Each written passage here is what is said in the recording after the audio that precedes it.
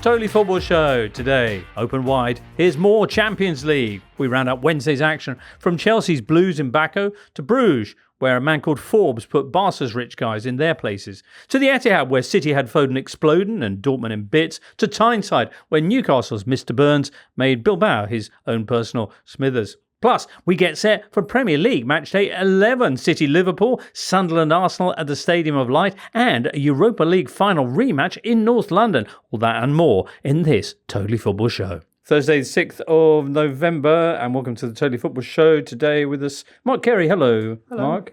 A.K.A. Mr. 10 games into the season. I'll claim it. I'll claim it as my own. Right. Well, we'll be hearing about some of your 10 game into the season observations later on. Duncan Alexander is here as well, a man for whom 10 games into the season is a special time as well. Yeah, I don't even look at league tables until 10 games in. So this Why week, is that, Duncan? Because it means nothing until 10 games in. So imagine my surprise when I looked and saw Arsenal so far clear at the top. Well, I can imagine that surprise. Weirdly, you say it means nothing until this point. And Mark here says that it means nothing after this. It's all done by 10 games into the season. I thought the reason you like 10 games into the season is you can make football formations out of the win, draw, loss columns. I also like that, yeah. That is good. Charlie Eccleshare, what do you like? I feel Dan fairly Burns' indifferent to 10 sick header? games. Yes, that was an incredible header. Yeah. I really like unique goals. Right. And that felt unique. I couldn't really think of an equivalent of that. So I was talking about this with my son, who said Kevin De Bruyne put in an assist against Stoke. I don't know if it was Stoke. Maybe it was. Sorry, I might have got ahead of myself. No, it might have been. But he basically, the ball comes spinning out, possibly from a goal kick, and he heads it back with a certain amount of spin on it for, I think, Aguero. But what Dan Burn did there was a real, what did I just see moment? Yes. No, I watched this one, and it was...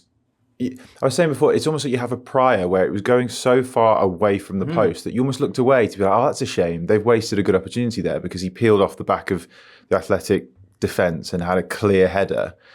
And you you had to sort of half look away, and then it just... I've never seen a header have a swerve to it. And I still can't work out exactly what the science behind it was. Is it because of the spin on the ball from Trippier? Is it the angle in which Burn heads it? What dictated that trajectory? I'd say both, right? So it's spinning as it comes in. It's an outswing, isn't it?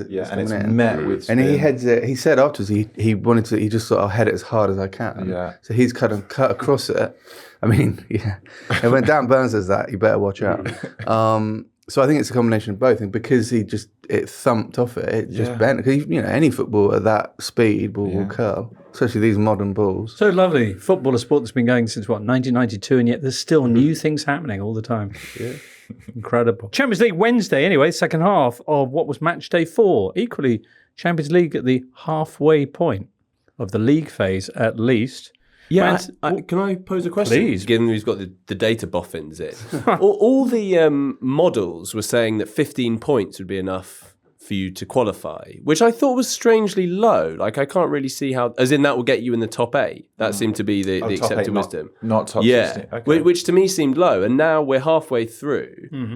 And... What does the 8th place team have? 7 points? No, they have 9. 9 points. Which would suggest that if it keeps going at this rate, you think you're maybe 18. Right. And I don't... Is that because there's just been... Some teams have done really badly, some have done well, or is it expected that it will tail off and that level of domination and disparity between the best and the worst won't be the case in the second half? I don't know if you know the answer to this. I'm not entirely sure, to be honest. I still think teams are trying to figure their way through the league phase after last season. And I think there's a certain extent to which, because Liverpool topped the league phase last season, played PSG and got dumped out, I think there's a bit more pragmatism from a lot of the teams to be like, we're playing the long game here. We don't need to necessarily go full force on except the I still league think phase. the top 8 people have realised you don't want to play 2 extra knockout games. That's the big thing. I mean, last year, 16 points got you. Yeah, and then there were 5 teams that finished on 15, including Bayern, Real Madrid, Dortmund, Milan, that didn't go through automatically. So 15 seems low. I'd say 16 or 17. Somewhere in Just that try and ballpark. win games. Yeah. Just go out there and win football matches. See what happens. It's the best philosophy. Man City did that this week. They got the biggest victory of the round, beating Dortmund 4-1. Phil Foden with a brace in there. Newcastle were 2-0 winners against Athletic Club de Bilbao. That one featuring, of course, that extraordinary header from Dan Burn. Chelsea, meanwhile, got held to a 2-2 draw by Qarabag, the only Premier League side not to win in the Champions League this week. Elsewhere, there were a couple of mighty upsets on Wednesday. Paphos of Cyprus, the team that trains next to the water park and is marshalled at the back by 38-year-old David Luiz, that side. They beat Villarreal 1-0 for their first ever Champions League victory. And in the game of the week, Club Bruges against Barcelona. Club Bruges took the lead 3 times against the Catalans, then had a late winner disallowed and ended up drawing 3-3. Woof. Shout out as well to Atalanta, who got their first win in any competition since September, beating Marseille 1-0 thanks to a 90th minute worldie from Lazar Samudzic. Adamola Lookman falling out with another Atalanta manager in that one. Anyway, halfway through the league phase, Arsenal, Man City, Newcastle and Liverpool are all in the top 8. Arsenal, the only team in the competition yet to concede a goal. They're up at the top with Bayern and Inter. They're the only sides to have won 4 games out of 4. Inter have had very kind fixtures. That's about to end, but they did beat Qarabag 2-1 on Wednesday. As it happens, Arsenal and Bayern meet on matchday 5. Indeed. Further down, Spurs and Chelsea are 10th and 12th in the playoff positions, but not that far off the top 8. Meanwhile, at the bottom of the table, 2 former European champions are both on 0 points. That's Benfica, who brought in Jose Mourinho, and have now lost 3 games in the competition since, failing to score a single goal. They got beaten by Bayer Leverkusen at home this Wednesday. And then a place below them in last spot, Ajax, who lost 3-0 at home to Galatasaray, a Victor Osimhen hat-trick there. Ajax's record in the competition this season, played 4, lost 4, conceded 14, scored 1. Crikey. Sad, isn't it? Anyway, we're not going to focus on that right now because I want to talk about Bruges Barcelona. Yay. Carlos Forbes. We all remember him at Wolves last season, don't we? Charlie? Yeah, big time. Right. He was on loan there. Of course, you know, listener, where he didn't get a single goal or assist in something like 10 appearances, was it? But look at him last night. Duncan, you made the astute decision to focus on this game. Yeah, I was working on this game. And yeah, I can't say I was super excited going into it, but when it finished, I fell to my knees in excitement at how good it was. It was a mad game. I mean, from early on, because the 2 sides had already exchanged goals by about 7 minutes in. Yeah, it was 1-1 after 8 minutes. Right. And the whole game just had one pattern. Barcelona probing, brilliant attackers, lovely movement. And then no defence, just a few men ambling around on the halfway line. So every time Bruges broke, they pretty much got a one-on-one. I mean, yeah, because you ask about, do we remember Carlos Forbes' loan of Wolves? Obviously we don't. It looked like Barcelona also had no awareness of who this guy was or the fact that he was really quick and really enjoyed running in behind. And so they can... And I know this is very sort of TalkSport pundit, but just there not come a point when you have to slightly compromise how you play. I mean, it was kind of ludicrous. It looked like he was having the time of his life. 2 goals, set one up. Yeah. Could have scored more. Bruges went straight up the other end and almost scored again. Yeah. And then they did. Then they did. And it was like Barcelona just refused to accept the fact that they were getting done again and again. I mean, this is a bit of a constant in Flick's career. It is a great coaching career, but I remember his Bayern team doing this, and when they can't match the high defensive line with intensity, and they certainly couldn't last night. Yeah, and obviously he had peak Manuel Neuer in those days, and late career Wojciech Szczesny is less effective and was pretty fortunate. Got tackled in the last minute. I think it was a foul. I think it was fair enough, but it could have easily been a 4-3 Bruges win. But Flick said after the game, he said, we could have a low block and win 1-0, but that's not our DNA. That's not my DNA. This is who we are, mate. Well, exactly. He went full Ange. He is never going to change on that because of exactly the reason that you said. I think that it works. It always works until it doesn't, and that's such an obvious thing to say. But the reason that he wants to do it is to squeeze the pitch and make sure that there's pressure on the ball. But if there's not pressure on the ball and you keep the line high, it's just you're asking for so much trouble. The only thing I'd say to that as well, bringing the numbers to the table, is that in La Liga at least, Barcelona have caught the opposition offside 235 times since the start of last season. The next highest is Valencia on 143. So it does work a lot of the time in order to then squeeze the pitch. And that sometimes the opposition goes through, scores a goal, and then It it's only chalked takes off one for mark, offside. though. But it I've only heard takes anything. one. This is Or the three in thing. this case. Or But, three, yeah. How many times did they catch Bruges offside? Good question. Check notes. Just while Mark's checking that, you loved, and we all did, that Yamal goal, the first of his two. Did he get the second, or was that given to No, the third goal was own goal, but it was essentially quantum of solace for Barcelona? But the second Bruges goal, I enjoyed almost as much. 4 moves from one end of the pitch to the other. Just they showed a replay from behind the goal of them just zigzagging giddily across the it was like across you the can field. feel it very much had the feel of a video game where 2 people know one move during the game. Like the guy controlling Bruges had like the fast break button, and the Barcelona was like, we'll just camp in the opposition half and see what happens. But it made for a minor Champions League classic, and I do think that this is the strength of the current format, is that this game is just a one-off mad game that kind of a bit like, was it the Benfica Barcelona game last season? 5-3, I think. 5-4. 5-4. That's right. It was. And like you don't have the home and away, and I know Charlie doesn't like the impact of not weakening your opposition when you strengthen yourself by winning, but you do just get these kind of like art house one-off magic But nights. would it not be great to have a sequel, or do you think it would just be a letdown? It'd be a letdown. I think it's fundamentally wrong not to have the ability to come back at whoever's beaten you, or That's or basically. Flick thinks about defending, to be fair.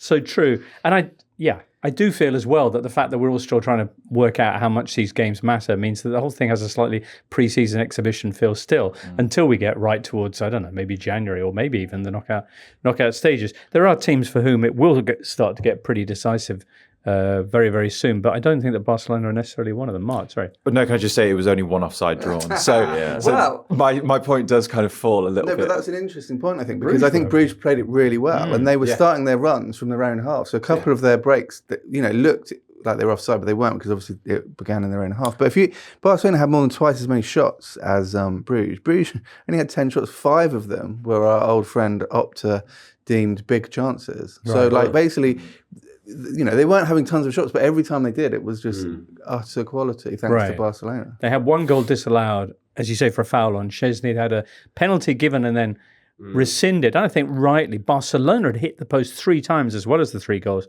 that they scored. Lamine Yamal woke up about 60 minutes in. Is that fair?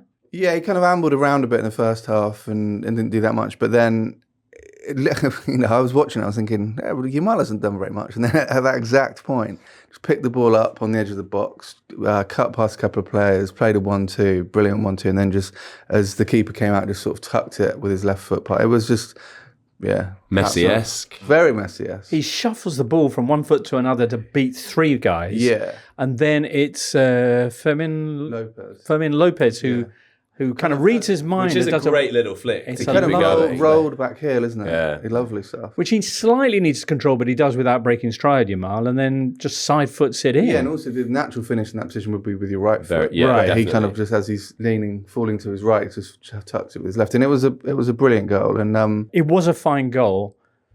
There'd been some other good ones this week. Let's not forget Van der Ven's. I would say he probably had to beat one guy. He ran further, but had to do less beating people. But then again, he's a centre half, not Lamine Yamal. And I'd also put Dan Burns' header in there because definitely. Dan Burns hot for me. Yeah, philosophically, you've got 2 schools. You've got the Dan Burn and the Lamine Yamal, and it's good that both schools kind of. nice. I mean, just appreciate them both. Yeah. One last thing on this game, I love seeing a game like Bruges Barcelona with Anthony Taylor in the middle, and you're just like, he's gonna have. And he did all right. He did all right. Yeah. Barcelona with the defensive frailty. They got Chelsea in 3 weeks' time in the Champions League.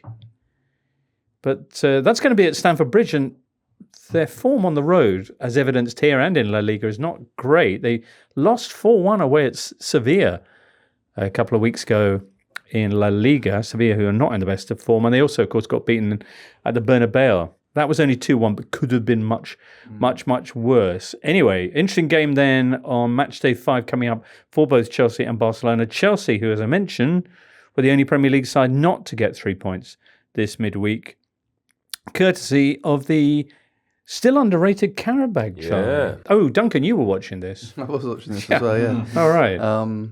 Yeah, strange game. Chelsea started, they were in complete control for about 10, 15 minutes and then lost everything. And it became one of the most, a bit like Bruges, Barcelona, it became an incredibly vertical match of like counter-attack. Well, it was another fine goal, which, as you say, gave Chelsea a lovely start. Esteval. Esteval, as Natalie would say. Yeah. Esteval. Yeah. That's his 7th of the season for club and country. Yeah, lovely finish. Great feat once again. But then, Chelsea just, I mean, their ability, every time a ball went over the top, their central defenders rotated once more, just couldn't cope. And again, Qarabag had numerous kind of one-on-one / chances. And it wasn't a surprise when they took the lead. Indeed. Ahead at half-time, defenders rotated again. We talk about whether Hansi Flick should change his philosophy, change his approach. Could the same be said for Enzo Maresca, who made 7 changes from the lineup that faced Tottenham at the weekend, and that played a big part in their confusion at the back? Yeah, I think it's somewhere between, I think it's 83 or 85 changes that he's made to the starting lineup in all competitions this season. Is that a lot? Which is comfortably the most of, I think, any Premier League side in all competitions, which does, it's one at the expense of the other. You think maybe that will serve to be one of the best decisions towards the end of the season because everyone is going to be refreshed and fresh. To the point we said before about the league phase, the remit is to just qualify through to the next round and not necessarily need to top the group. So on the face of it, you think a point away from home in the Champions League, not terrible. It might come back to bite them. I don't think it will. But in terms of just building a settled side and building the style of play that he wants to, which is broadly established now, to try and execute that every week with completely different players is just tricky. And I think some of the players that they have, especially on the left-hand side with Garnacho and Jamie Gittins as well, they are kind of, if not carbon copies of each other. You can kind of plug and play certain players and know that they will fulfill the same remit rather than just completely different profiles and trying to still stick with the same style. But I think it's still a net positive that they're able to rotate as much if you think about it across the course of a whole season, not least because they had the Club World Cup in the summer as well. Right. I mean, they did it last year, but they were in the Conference League, so they do huge rotation. I think, obviously he got quite used to that. It's tricky. Like everyone wants to do a degree of rotation in this group phase, but it's whether you have the players necessarily to do that. It didn't really look like they did yesterday. And then if they play, they play Barcelona next, if they don't win that or lose that, then they're in a tricky position to get top 8. And then you wonder, but they'll be fine about getting into the playoff positions. So you wonder do you just start, rotating and accept that's your fate basically and, preserve yourself for the Premier League? They clearly targeted this as a win, as you would. I mean, obviously Caicedo had to come on early on because Lavia got injured again. Which is such a shame. He's such a good player, Lavia. But just very injury prone. And then at half-time, Maresca brought on Garnacho, Enzo Fernandez and Liam Delap, which was very much like, okay, lads, let's... and, it worked well. All three played well. Garnacho equalised. Thought Delap did... Yeah, great goal. And thought Delap did really well. He stretched. He made a lot of good runs, which I think, is sort of what he's there for, and I think could be quite profitable against Barcelona if he plays. So, I mean, could you argue that Wolves at home on Saturday is more the game to rotate? Yeah, it's not like they've got a. It's not like Liverpool and City are facing each other this Sunday. If they had a sort of gimme Champions League game, they might have Wolves. Say again? Especially now Forbes isn't. Well, exactly. Yeah, how they've missed him this season. Yeah. Wolves, who gave Chelsea a 4-3, of course, last time they met in the Carabao Cup not too long ago, and this will be a Chelsea team fresh from around 6,000 miles of travelling. Yeah, there is that. A word for Qarabag, though. Colin Miller pointing out that since Chelsea's takeover in 2022, they have spent 1.71 billion in transfer fees. Qarabag in the same period has spent 5.9 million, which is, Colin points out, a transfer spend of approximately 0.3% of Chelsea's. Wow, Duncan. It's less. Significantly. But their results so far this season have been relevatory. Yeah, I mean, the Opta prediction model had them to finish on 6 points, so they've already surpassed that. So, yeah. I mean, Have that, Opta. I mean, it's funny, isn't it? Because we talked about the playoff round, and it's probably quite likely they will be in the playoff round, and that's a... No one's going to want to go there. Not in February. Wednesday night, Newcastle beat Athletic Club de Bilbao 2-0 for their third straight victory and their third straight clean sheet in the Champions League. And Mark, you were watching this. I was, yeah. I think it was the first first consecutive 3 games that they've won since 2002, but that's a bit of a cheat of a stat because in the Champions League, I should say, but they haven't been in the Champions League all that much. So still a bit of a caveat there. But it was a fairly run-of-the-mill victory as it goes, which I think speaks to kind of what we were alluding to with just how much importance you maybe place a bit more on the Premier League, and the somewhat easier game is playing in the Champions League, which is kind of bonkers to think. The Dan Burn-headed goal was the highlight of the first half. It was a bit stop-start at times, but I think as much as anything, it's worth speaking about Newcastle's home form versus their away form in all competitions. It is remarkable just how contrasting it is. They were terrible at the weekend against West Ham, and I think that they needed... I think Eddie Howe said, or it's been suggested, that it was the worst performance under him. I think he said, yeah. Yeah, which it was. It was really quite poor. Liam Tharm did a really good analysis of that on site just to show just how passive they were. And they needed to, it's a bit of a cliche, but they needed to show a response to it. And they luckily had a game soon after to be able to do that. And they were far more aggressive against Athletic. Maybe it was an intensity thing of just their normal intensity versus a La Liga team, but they were far more impressive. Struggling Liga team as well, without pretty much all their first choice forwards. But interestingly, they're going to be on the road again this weekend and down in London as they take on Brentford. Vector writes, is the economic disparity between the Premier League and the rest of Europe making it so that now domestic fixtures are harder than European ones for Arsenal, City, Liverpool, etc.? Are the Brentfords and Palaces now harder to play against than Atleti and Dortmund, and Brentford indeed Newcastle's destination? Yeah, I think it's a good point. I don't know what exactly I think of it, but I do think it's a very valid I definitely point. think the home game, like it does feel like a lot of the home fixtures for the Premier League teams are pretty comfortable. Yeah. I mean, you saw Spurs have had a terrible time of it at home over a prolonged period of the Premier League. In the Premier League, they've won both their games in the Champions League at home without conceding a goal, smashed Copenhagen 4-0, who admittedly are one of the weaker teams in the competition. But yeah, I definitely think that rings true. And there's less, I don't know, it just feels like there's less intensity about some of these games as well. It reminds me a little bit of reverse of when English teams first got back into Europe after the ban in the early 90s, when they couldn't really cope with going away to European teams, and they would often just get absolutely hammered because the kind of intensity and the tactical preparation of going to a big or even a medium-sized European club was too much for them. And it feels like the reverse is now. I mean, you watch you watch an Arsenal game in the Champions League, particularly at home, and like Saka gets so much space and then causes absolute havoc. And it's like, what are you doing? That is crazy, that element of it. And I mean, Arsenal haven't conceded a group stage goal in 2.5 seasons now. What? Yeah. At home. Okay.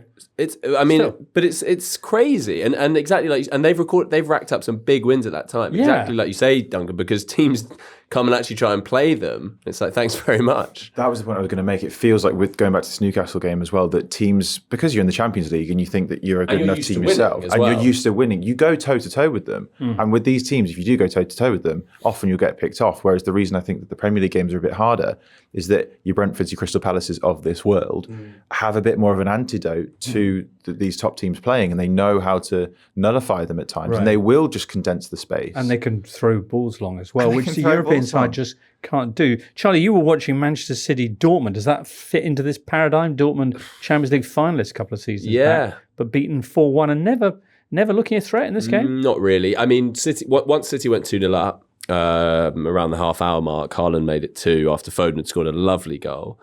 It felt pretty over as a contest. There was a brief bit of interest. Dortmund pulled one back to make it 3-1 after Foden had scored another really good goal, similar kind of finish, even better.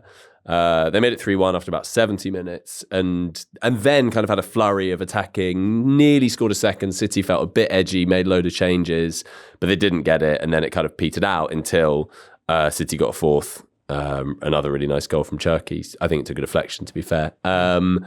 But yeah, City looked way superior and had gears to go to if they needed them. What will make Pep happiest from this performance? Well, I think Phil Foden and the fact that someone other than Haaland or 2 other players actually scored, weakening that reliance. But Foden, I mean, if you think back to when City last won the league the season before last, he was so critical to that, and in particular, scoring long-range goals, which is a really important way of unlocking low blocks, who, we've heard a lot about set pieces this season, which is another way to do it. But having someone who can just smash one in from range is pretty handy. Right. And him scoring 2 from outside the box yesterday, if he can continue that kind of form, then that will make a massive difference. Because last season, his tailing off was a big reason why they didn't win the league. It's nice to have somebody apart from Holland, as you point out, doing the scoring. I hate to bring numbers into it, but extraordinarily, he has scored 65% of City's goals in the Premier League this season. Does anybody know who their next highest scorer in the league is? Own goals. It's in particular the guy at Burnley. Maxime Esteve. He scored 2 own goals. 2 own goals, and that's their second highest scorer. Extraordinary. Haaland, of course, on the score sheet here, finishing off a lovely City move. Yeah. I mean, when they play this way, they are magnificent. He was given the captaincy for the game against his old club and scored his 27th goal of the season for club and country. It's November. He also became the first player to score in 5 consecutive Champions League matches for 3 different clubs. He's done that 3 times. Jordan Campbell pointing out that while that might sound a bit niche, it's one thing to do it at a club as powerful as Manchester City, but to have done it at Red Bull Salzburg in 2019 at just 19, and then the following year as well at Dortmund, while still a teenager, shows, to quote Jordan, just how long he has maintained this level of consistency in front of goal. Extraordinary. Yeah, I mean, City just bigger picture as well. Pep, who generally doesn't really want huge squads, has accepted the fact that nowadays you need a huge squad, and a huge Haaland up front. And a huge Haaland helps. Or how was Annie McCoy was pronouncing it in a really weird Haaland. He was talking about him as if he sort of came from this country called Haaland. It was quite odd. But yeah, they've got so many options now because they've basically got everyone fit apart from Rodri, and that is the key one. But the 5 subs they brought in yesterday: Ruben Diaz, like Nori, Cherki, Bernardo Silva, Marmoush. And they still had Bob, Lewis, Kusanov, Ake left on the bench. So they've got a lot of options. And he was talking them up. The fact they are ready for this title fight on the weekend. So yeah, they look in good shape. I was delighted to see a who's better, Haaland or Harry Kane piece this week, written by you, Mark. Oh, that was me, yes. Yeah. Yes. What was the conclusion? Well, in my typical Mark Carey fashion, I sort of just stayed and just left the data for people to make their own decision. What do the numbers say? The numbers suggest that if what I did essentially was, and this was before Haaland obviously had scored last night, but extrapolated the rate of goals that he and Kane are scoring at across the course of a season. And I sort of said if it was about a 60-game season, this is maybe where they'd be at. And at the time of writing it before the game last night, Haaland had a rate of 1.6 goals per game in all competitions. So if he was to extrapolate that across a 60-game season, he would hit 98 goals. 98 goals? For club and country. Could happen. It genuinely could happen. Right, what about Harry Kane? Harry Kane, I think it was closer to 86. But the reason that either way, both of them could break the record is that Lionel Messi's 82 goals in 2011-12 is the highest in the modern game for a single campaign for club and country. Right. So they both look odds on at this rate to smash that record, which is impressive. Because Harry Kane perhaps brings more to the table than just goals in a way that Haaland, possibly at this stage of his career at least, can't match. But Kane's all-round game gets to Bundesliga though, so that's true. Bundesliga tax, yeah. Newcastle, we mentioned there at Brentford. Man City have a bit of a fixture for themselves this week. They Sunday afternoon at 4:30 will be hosting Liverpool. Crikey. Anything else from the Champions League we should mention before we get on to match day 11? Just that Bern was the goal of the week for me. Better than Van der Ven, in my opinion. Time flies when you're watching a paradigm shift in English football, says Mark Carey on theathletic.com. What's he talking about? Well, it's the Athletic's annual public service announcement for the 3rd season in a row. It's so much easier when I just read out I'm yours. happy for you to carry on reading it. Yeah. The table is not going to shuffle as much as you might think, listener, by the end of the season. I'm going to sub this next bit down, Mark. Okay. What you essentially say is that since the inaugural 20-team Premier League season, pretty much, just over a third of the Premier League sides will either not move or move by only one place between now and the end of the season. So it's essentially kind of 33%, 34% done. Yeah, absolutely. Yeah. But then we're about a quarter of the way through the season. So that's not that surprising, is it? The caveat of all of this as well is that, the difference between one place or two places could be the difference between a title win and second place. It could be the difference between a Champions League spot and not. It could be the difference between a relegation spot and not. But broadly speaking, I think that the point is really valid. It is a piece that I continue to write and cite a research study which looked at it across a really long period. That basically said that there's a correlation, statistical analysis that looks at the relationship between match week 10 and the end of the season, match week 38. And there's a really strong relationship in terms of the configuration of the table. About 80% sorted, is that right? Yeah. Which is a lot, actually. That's much more than the third that I was hinting at. Yeah, it's frightening, really. And last season there was 9 teams of the 20, which close to half, obviously, who were either stayed the same or moved by just one. Two of the exceptions were Forest and Spurs who plummeted down 10 places, as you point out, between November and May. Palace and Newcastle, meanwhile, heading up in the opposite direction. Who do you fancy to perform a similar free fall this time around? I don't know, really. What I would say is that it's really, really congested this season, more congested than in recent seasons. I also ran some analysis which looked at the spread of the league table in terms of the point distribution this season compared to the same stage of the past 7 seasons. And it's the most, I won't go into the exact statistics, but it's the most congested it has been at this stage of the season compared to others, which just goes to show that, penalty area when a long throw is about to come in. Exactly. Variance is, we are at the hands of variance. Not so much anymore, because teams, I understand, have now worked out that the thing to do is depopulate the penalty box in order to lead to maximum confusion among defenders. Let them run around a little bit. Yeah, absolutely. I mean, for the deviation, you look at the Northeast clubs, Sunderland and Newcastle. Sunderland currently 4th, Newcastle 13th. Wow. I'd imagine both of them would be moving more than 1 or 2, 0 or 1 places. Sunderland feel. Do you remember the season Hull came up and started off with Phil Brown? Yeah, winning at Arsenal, winning at Spurs. Everyone's like, Phil Browning, Sunderland. I'm not giving them a full Phil Brown. Isn't he from Sunderland or from? Yeah, I think not far from there. Yeah. And then, just stayed up by the skin of their teeth. Well, I guess this weekend might prove a useful indication of just how much they're worth that top 4 spot. Matchday 11 is a sizzler. From South Shields, apologies. You got Spurs Man United to kick things off on Saturday lunchtime. And then 2 games that you really don't mind having a blackout for at 3 o'clock, Everton, Fulham and West Ham, Burnley, if you had to pick 2 for an embargo, just saying. Then telly's back on at tea time for Sunderland against Arsenal. And yes, no visiting side has yet won at the Stadium of Light. As an extra treat at 8 o'clock, Chelsea Wolves. The aforementioned. Sunday at 2, 4 games. The M23 Clasico, Palace Brighton, also Villa Bournemouth, and Brentford Newcastle, and Nottingham Forest Leeds, which is a bit of a 6-pointer. Leeds just a couple of places above the bottom 3. Then, and only then, we can watch Man City face Liverpool. That's at 4:30. And what's going to happen in that game, Duncan? A lot of things to be decided in that game. I mean, it's almost like what's the best result there for Arsenal? A draw? Possibly a Liverpool win. Yeah. I think how good City look. I remember there was a similar situation 2 seasons ago when these two played each other in about the March, also just before an international break, and they were in a 3-way tussle for the title. And Liverpool and City did draw.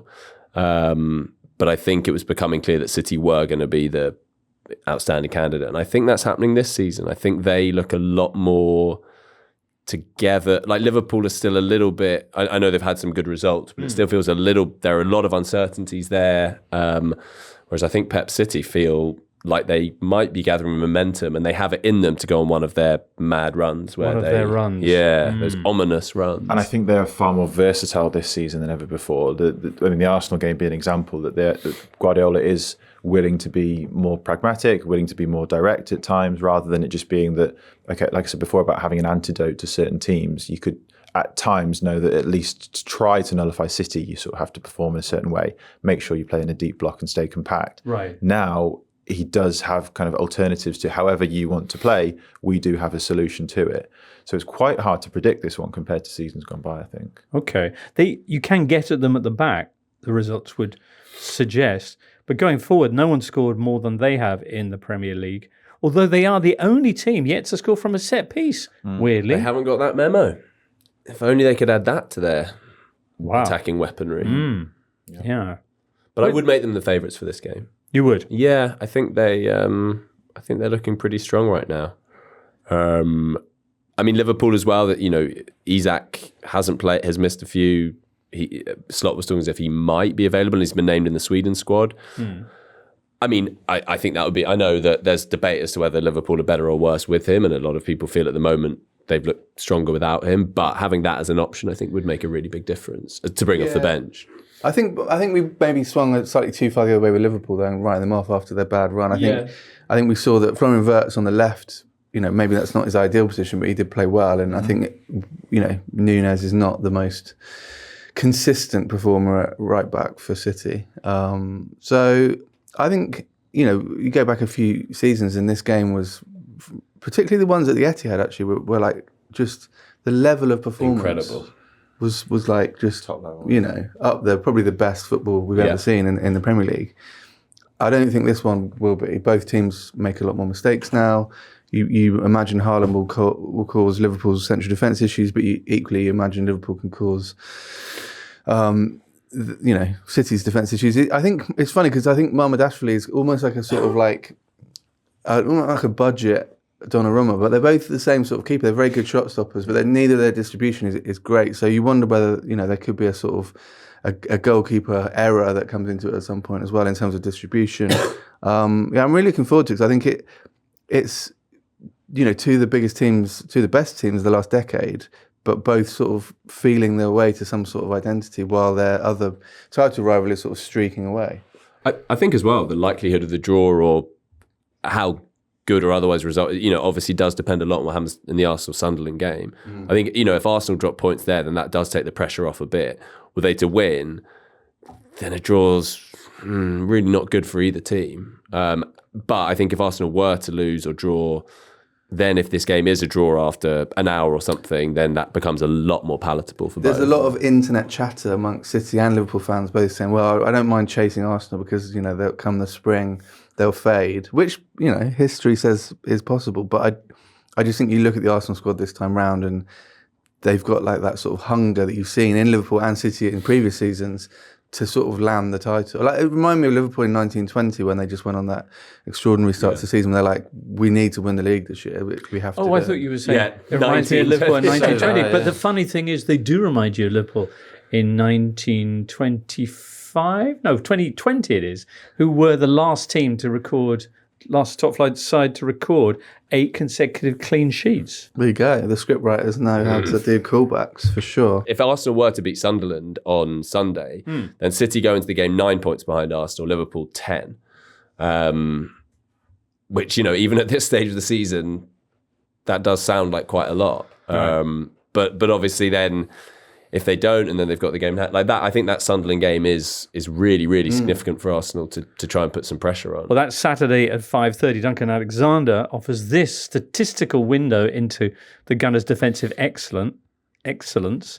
Arsenal are currently on track to concede fewer goals in this season than Tottenham did in April. Wow. Okay, so they're good, but are they win away at the Stadium of Light good? I mean, Everton did all right at the Stadium of Light on Monday and probably should have won in terms of sort of dominance and chances created.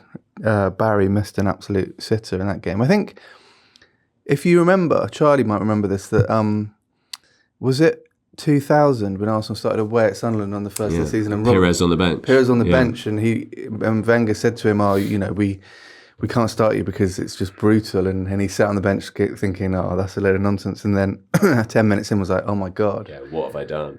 And I do think that... Sunderland won the game 1-0. Yeah, and I do think that what's changed is that Arsenal doesn't exist anymore. Arsenal are probably the team that are most fearsome in that sense. I don't think this set of Arsenal players will go to Sunderland and be like, this is going to be too physical for us. I think they relish. We saw it at Burnley last weekend where they just, completely handled that first half with ease. So I think this could have been a test for different Arsenal teams, but I think this team will relish it. I mean, the big thing is that Gyökeres is out now and that, they're missing a load of attackers.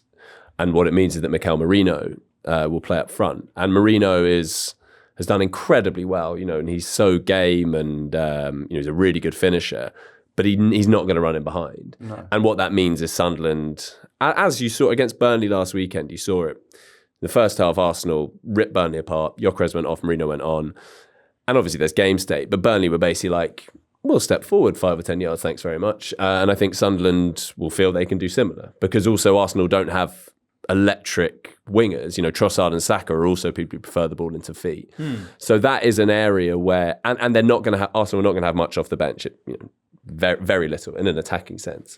So their injuries, Gyökeres, Martinelli, Odegaard, Havertz, Madueke, and Gabriel Jesus. Wow. So that's 6 attackers. I mean, to be without 6 attackers there, and still be recording wins, I think as well that's why the whole set piece thing is slightly misleading, because I don't think they necessarily want to be scoring such a high proportion, but when you're missing that many really good forwards, you take wins however they come, really. I mean, there's another world in which they're without all these players, even last season, and we'd be saying, well, they are completely screwed. Most teams kind of would be. But I do think what it will mean is that should Sunderland go ahead, and obviously this means something happening that hasn't happened in Arsenal's last 10 games, them actually conceding a goal, then I think they would feel a lot more confident about holding on to that against, Mikel Merino up front rather than Gyökeres or someone, or Havertz or anyone else, really. I wonder whether Sunderland will play a back 5 as well. They played a back 5 against Chelsea and did really well. And especially if you say that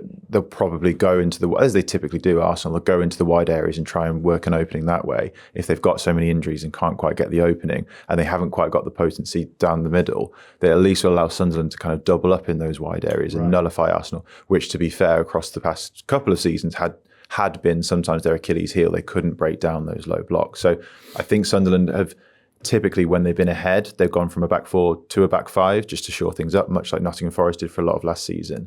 They started with a back 5 against Chelsea, did really well, and that was obviously away from home. You think actually just acknowledge that you are up against the leading team in the Premier League, will play a back 5 at home, and with the injuries that they've got, maybe that will be quite effective as well. Sounds the kind of game when a Granit Xhaka could be really influential. That's narrative. His interview in The Athletic today with Michael Walker is really good. Oh yeah? What's he say? Well, I mean, he talks about how that game against Crystal Palace where he was captain and then got booed off by his own fans and chucked the captain's armband, stormed down the tunnel and then wanted to leave. But he talks about how that was kind of the making of him. I think he says something like, it was the worst day of my career, but it was also the best day of my career, because the way he was able to bounce back. But it's interesting as well, he talks about how close he is still with Arteta. They still talk, and that, how influential Arteta was and remains on his career. Sounds like I should check that out. On The Athletic, you say? Charlie? Very much so, Nice. yes. Just on the Gyökeres point, obviously he's out. Arsenal's next most frequent shot taker after him is Calafiori. Yeah. And Timber's in double figures as well. So if they're going to get a winner, it wouldn't be surprising to see one of those two pop up with that. Spurs Man United is the Saturday lunchtime game. What a great way to begin the weekend, eh? Of course, this was the Europa League final in Bilbao last May. That was one of 4 meetings between Spurs and Man United last season. Spurs winning all 4 of them. Are they going to win this one, Charlie, are they? Ooh, I mean, their home form in the league is so bad. Yes. Over a really prolonged period of time. Obviously, the majority of that is last season when they'd kind of packed in the league. I don't know. It's really hard with Spurs at the moment. It's very kind of up and down and very results focused, because there's not a lot of love for the way they play under Thomas Frank. So it really is just about whether they win or lose. And even, they beat Everton away, and I know there were some fans who felt, well, we've really not played very well. All that's different is that we've scored from set pieces. And I think they then felt vindicated when a week later they played Chelsea and created, really next to nothing. It was 0.1 XG, wasn't it? Their lowest on record. Yeah, it was terrible. I was at that game, and I spoke to Duncan at the time as well. It just felt like it was whatever they tried to do, it didn't work. So it's been a key issue for them with ball progression out of the back and trying to work the ball through the thirds. That was, not on show again against Chelsea. They couldn't really work it forward in any way, so they were just circulating it from side to side, and then they kept getting caught out. But on the occasions where they did go long, which has been a few occasions to great effect, against Manchester City being one example, when they've gone long and tried to look for a flick on, the ball just didn't stick to Randall Colomwani. It just bounced off him, and then Chelsea would pick up the second ball, and then they would build another wave of attack. So try and play it short, that didn't work. Try and play it long, well, that didn't work either. And you could just see it, just they felt like they were becoming more and more helpless to the idea that we can't do anything here. There was a lot of turning back, passing to the centre back, could then like look around, then pass back to Vicario, and then here we go again. And Chelsea were set up in a really good way to just completely pin them back and then win the ball high up. And obviously that's how the goal was scored as well. So I don't think Manchester United are quite the same in being that aggressive high up, but I do think they'll see the same problems with ball progression. I've got a new theory that through balls is kind of adds aesthetic happiness to football fans. And Spurs they hit none, don't they? Yeah, they made the fewest in the Premier League this season.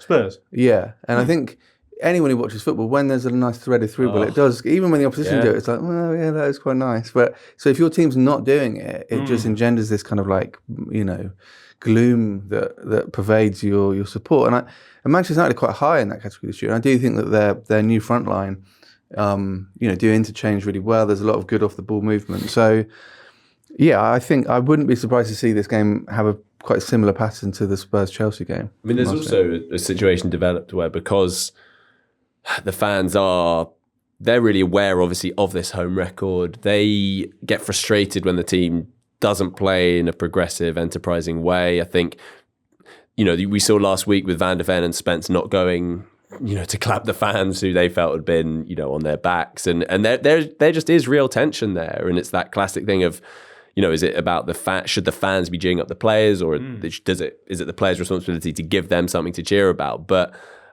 yeah, I think we're United to go ahead. There's going to be a huge amount of frustration because the fans are going in off the back of this really bad record, and they are fed up with it, really. But the hope would be, I imagine, at Spurs that Tuesday's win will have dispelled a lot of those storm clouds. Worth mentioning as well, Man United's record away from home, nothing to shout about. They've only won one game in all competitions since the start of the season away from Old Trafford. That was, though, recently at Anfield when they beat Liverpool 2-1.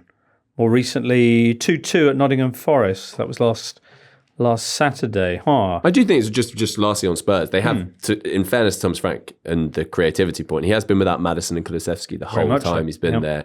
And not from a creativity point, but Solanke's barely played as well. So they are missing some big attacking weapons. Crystal Palace are going to be taking on Brighton Sunday at 2 o'clock. Of course, this is a big game for both teams for reasons that are centuries old. Who owns Peace Pottage service station? If you win this game, you get it for 6 months. Well, Palace haven't lost a game at home in 11 matches in the Premier League. They did the double over the Seagulls last season. First time they'd ever achieved that feat in the Premier League. The M23 was red and blue. Is this going to be a good game, Mark? You'd like to think so. It just always makes me laugh a little bit with Crystal Palace because they have made a really good start to the season. There was a time where there were 19 games unbeaten, if I'm not mistaken, and they are still 9th in the league. So the amount of conversation around them, they are still perennially between 8th and 12th or 13th. But they have been performing really well. I really like the way that they play. They have a really clear way of playing, and it feels like even though they aren't exactly a surprise package anymore, they still seem to surprise teams when they play in that really structured mid-block. They then press from there and then get their 2 number 10s around Jean-Philippe Mateta and just spring forward at pace. The fullbacks, or the wing-backs I should say, get really high and cross the ball a lot. It seems to be such an effective tactic, and they do it to great effect. Brighton aren't exactly pushovers as well. They've got 3 wins in their past 5 in the Premier League, so I do think it would be an interesting one. Palace putting together another unbeaten run. It currently stands at 2 matches, one of which was their 3-0 win away at Liverpool in the League Cup, and they followed that up last weekend with a 2-0 victory over Brentford. Other games coming up at 2 o'clock on Sunday, as is that Palace-Brighton clash. You got Villa against Bournemouth and Brentford against Newcastle. Ooh, colour me surprised. Brentford-Newcastle is the highest scoring fixture of any Premier League game to have been staged at least 8 times. I was not anticipating that. 4.1 goals per game. Newcastle on the road. I mean, we mentioned how much of a chasm there is between their home form and away form. Yeah. And there they are away from home at the G-Tech. Yeah, I think that if they do try and play with the energy intensity that they typically do try to, I think that could play into Brentford's hands because Brentford have been so good at playing those direct balls immediately over the top to Kevin Schade or Igor Thiago that given Newcastle's strength in midfield as well, you think if you can bypass them as well, because they do have so much energy in pushing and pressing forward with those direct balls, It's worked to great effect for Brentford so far this season. They have been a bit mixed, let's have it right. But I think if they sort of continue with that tactic, that could be quite effective, especially considering Newcastle are bad away from home, shall we say. Aston Villa, Bournemouth, which is another of those all Basque managers affair. Both Emery and Iraola are from that magical little corner of the Basque country where all the great managers come from. Gipuzkoa, possibly, they call it. Anyway. Only the bottom two, that's Forest and Wolves, have scored fewer Premier League goals this season than Villa. That doesn't sound good. Yeah. It's slightly odd that, given they've tended to have a lot of attacking options, but they have been very goal shy. And I presume pretty shot shy as well. Is this a conversion issue? Or I haven't checked the exact numbers. I think Ollie Watkins has just been quite poor, really sort of out of form in general. I think in general as well, there's a lot of teams who have evolved a little bit, tried to add an extra string to their bow tactically, and it feels like Villa have just, especially the way that Emery is, he likes to just stick to what he knows and does it to great effect, and they haven't really evolved too much in the way of personnel or style compared to last season. And if you stand still in this league... Yeah, well, I guess that's true. I mean, they lost some attacking players that even, like Rashford and Asensio, they loaned in last season. Yeah, absolutely. Which 2:00 game will you be making your choice after your brilliant decision to stay with Bruges Barcelona midweek? Duncan, you've got Palace Brighton, Villa Bournemouth, Brentford Newcastle, and Nottingham Forest against Leeds United. Could that be the one? Could be. Could be. I mean, I might. You won't have a choice, unfortunately, will you? Oh, what will you be doing? Well, they're going to be all at 2:00. No, it's the new paradigm. This new thing where where they're all broadcast. I mean, you could, yes, if you're a Maverick. And some say I am. You could do the multi-screen thing. I'm not maverick enough for that. No, I did. Yeah, I'm not a fan of that. No, well, but I think Forest Leeds. Also, we've got to European Cup finals in the 1970s and don't shut up about it. Classico is a big game because they are both in a relegation battle. Very much so. Yeah. Forest are showing signs of improvement. Obviously, Forest, the reason this is on Sunday is Forest are playing in the Europa League. At Storm Graz. This evening. I do want to hear Sean Dyche say that out loud, and hopefully I will. But yeah, Leeds, I think Leeds are concerned. Their away form is very bad. I think, they're about to head into a run of very difficult fixtures as well. So if Forest did win this, they would only be 2 points behind Leeds. And I think... Yeah, you do start to fear for Daniel Farke. Yeah, that does sort of feel semi-inevitable. The other teams down the bottom there involved in some intriguing games. West Ham, who are 18th currently, take on Burnley, the team immediately above them in the table. That's Saturday, 3:00. Scott Parker up against the side where he won the Football Writers Player of the Year award back in 2011. It was a strange time, wasn't it? It was a strange time. You very also odd got season. Alan Pardew and Tony Pulis winning Manager of the Year around then, 2012 and 2014. Good Lord. It was almost like the last sort of fight of like old football going, we can't let the foreign football completely take over. Let's just hand out Manager of the Year awards and Player of the Year awards to Yeoman. Yeah, I mean, 10-11, the last season of Keys and Gray on Sky Sports as well. Really? It was all changed then, yeah. It has, isn't it? Yeah. It's an inflection point. Different world. There you go. West Ham, of course, as Mark was referencing, with that fine performance and victory against Newcastle at home last weekend, and Nuno will be looking for more of the same as they host the Clarets. Meanwhile, Fulham, who are very much in that area, same points as Leeds, will be heading up to Everton, who are only a point above them in the table. Oh, this is a Marco Silva Classico, because of course he used to manage Everton. One of the great Premier League moments is Watford fans presumably going out, could have mail ordered them, buying lots of rubber snakes to take to Goodison Park to wave around and I presume throw on the pitch, but I can't confirm that. I do love the idea of like when you leave home as well for that game, like checking your sort of wallet, phone, got my snake, yeah, I'm good to go. John, you've forgotten, you got that bag of snakes. Oh yeah, sorry, yeah. The other game down the bottom, we talked about it a little bit, is Wolves, who are 8 points from safety, on 2 points after 10 matches, visiting Stamford Bridge. Now, Chelsea strong favourites for this, but there was that remarkable 4-3, which did go Chelsea's way at Molineux in the Qarabag Cup just 2 weeks ago. And Enzo Maresca's side will just have completed a 6,000-mile round trip and potentially Wolves might be enjoying an interim manager bounce here with under-21 coach James Collins and under-18 boss Richard Walker in charge of this game. I think that might be the same Richard Walker that used to play for Wickham on loan from Aston Villa. Really? Maybe. A reasonably tidy forward who clearly wasn't good enough for the Premier League circa sort of late 90s. But anyway, are Wolves bad? That's my... On the Athletics Alternative Premier League table out every Thursday. This week it's about expected goals against. And Expected goals against. Yeah. So Wolves have got the maddest underperformance or overperformance, depending on how you cut it, I've seen for a long time. They've let in 22 goals this season in the Premier League, but their XG against is only 13. So that's like 9. They've conceded 9 more than you'd expect. Where does that put them on the table? Bottom in that category. Had they conceded the same number of goals? I mean, well, they'd have more points. So, really? Yeah, the old classic league thing. But I do think for a manager, obviously Gary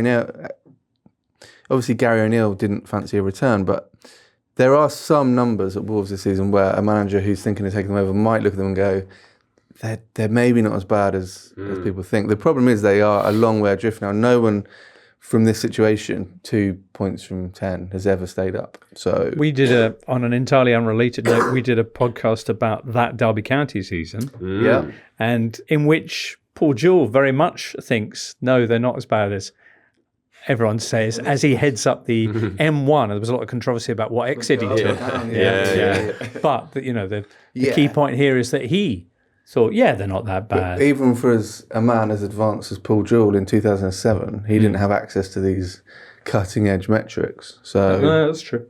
That's true. Interesting. Interesting perspective on Wolves and their predicament as they prepare to visit Stamford Bridge. Well, if you want to know the team, the opposite of Wolves, the team that have let in far fewer than you'd imagine, it's our old friends Tottenham Hotspur, who've only let in 8, but you'd expect to let them in almost 15. Does that mean Vicario has been really excellent? He's probably been the best keeper of the season in terms of keeping them out. And you could point maybe at the goalkeeper situation at Wolves as an issue. That's the Premier League weekend. Straight after Man City Liverpool, we'll be getting together here in this very studio to record our weekend reaction for your Monday morning pleasure. And you can watch us doing it live, if you wish, on YouTube. Or just hang around and we'll come at you on Monday morning in your ears. For now, that's it, though. So many, many thanks, Mark Carey. Thank you, James. For your presence and all your excellent editorial content. Many thanks, Duncan. Many thanks, Charlie, too. We will catch up with you soon. Have a great time in the meanwhile. Goodbye. The Totally Football Show podcast is available 3 times a week, bringing you all the football news you could reasonably be expected to care about. We've got views, we've got stats, we've got analysis, we've got some of the best football writers around, and the whole thing is absolutely free. So have a listen on Spotify or Apple Podcasts or all the usual places by clicking on the link below.